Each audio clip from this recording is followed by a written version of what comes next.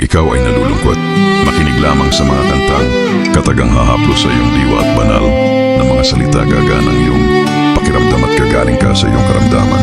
Please welcome here in solemn biblical romantic love, song narrative Torah historical music. Anayak, Yahweh. Ang mga epekto ng pagkakasala at ang plano ng pagtubos. Ang masakit na sakripisyo ng kordero. Isang simbolo ng tagapagligtas. Ipinagkaloob ang ipinakong mga kasuotan ng lumikha. Ang magiging tao na magliligtas sa kanila.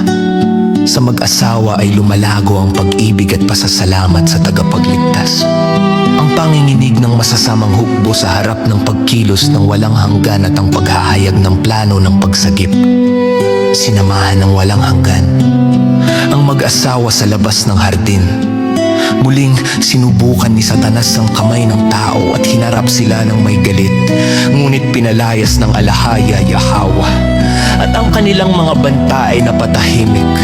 Masasamang kahihinatnan ng agham ng mabuti at masama. Ang pananampalataya ng tao sa ipinahayag na katotohanan ng pagtubos. Ang walang hanggan. Kasama ng tao sa kanyang paglalakbay sa lupa. Kalikasan ng lumikha tungkol sa digmaan. Ang nakapagpapasiglang gawain ay sumasagot sa maraming pag-atake mula kay Satanas. Mga paghahayag na natanggap ng itinayo ang altar. Dalawang mundo na masasalamin sa nagkasala ng kalikasan. Isang walang dungis na kordero na pinangunahan at inihanda ng alahaya Yahweh. Sa sakripisyo ay ipinakita ang representasyon ng labanan sa pagitan ng mabuti at masama. Ang nagniningas na apoy, simbolo ng kapatawaran ng alahaya Yahweh. Ang kalikasan, kahit na sa nagkasala nitong kalagayan, ay nagpapahayag ng plano ng pagtubos. Sa paanan mo kami nakaluhod, luhay dumadaloy sa lupang sugatan.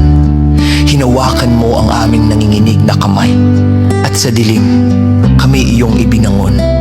Sa tinig mong may bigat ng langit, inihayag mo ang sugat ng aming sala, na ang mundo'y nadamay sa aming pagkahulog at ang kamatayan ay pumasok sa bawat hininga.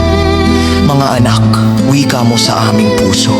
Ang sugat na ito'y di kayang abutin ng bisig ng kapangyarihan lamang, sapagkat kayo'y humiwalay sa buhay.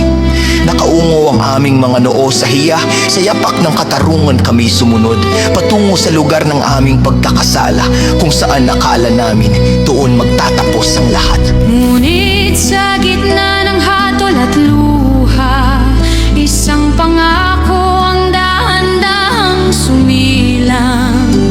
Isang korderong walang dungis, dugo'y wika ng pag-ibig at kapatawaran sa apoy na nagniningas sa altar ng lupa.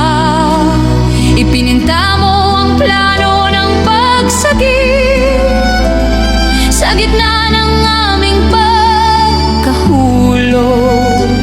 Ikaw ang mananatiling kasama.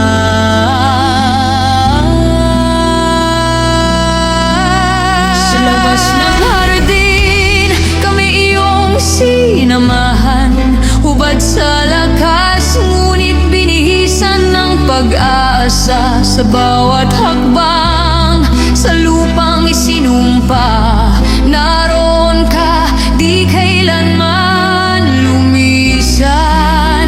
Nang ang galit ng kaaway muling sumiklab, ang kanyang mga bantay yung pinatahimik. At sa harap ng aming kahinaan, ikaw ang naging tanglaw sa dilim.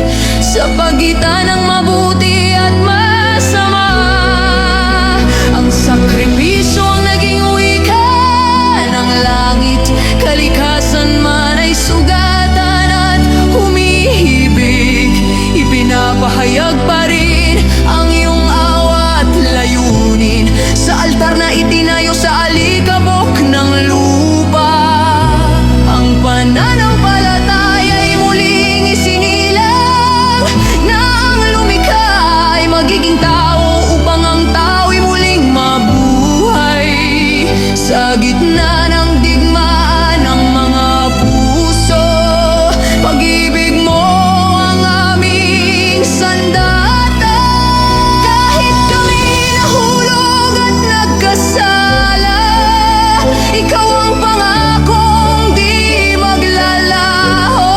bawat landas ng aming paglalakbay. Kasama ka hanggang wakas ng panahon. Sa apoy ng sakripisyo at liwanag ng awa, ang pag-ibig mo aming pagtubos. At sa bawat tibok ng aming puso, ang pangalan mo ang awit ng buhay. Alahaya, pag-ibig na hindi